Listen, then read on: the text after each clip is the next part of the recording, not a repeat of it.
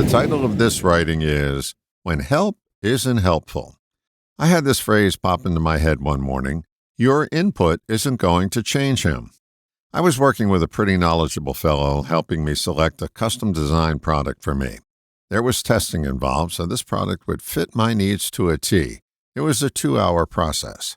The difficulty I was having was not with his information, but with his style of delivery. He had one speed, and it wasn't the speed at which I was traveling. Part of his job was being an expert, and part of his job was sales. He will be commissioned on the product if I purchased it. Basically, he was throwing up on me.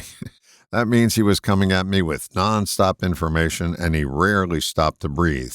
He wasn't allowing me to process the information. I purposely interrupted him a number of times so I could get a break from his machine gun delivery.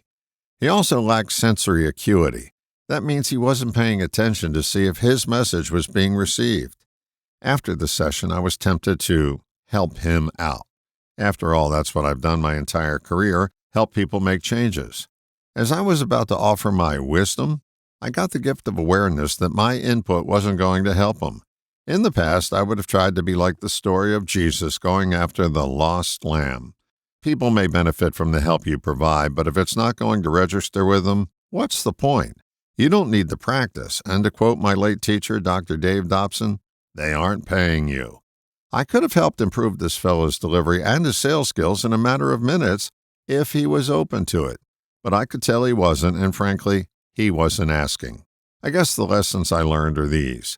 If my intent is to tell someone what I know that they don't, it will not be helpful to them. It smacks of superiority and will fall on clogged ears.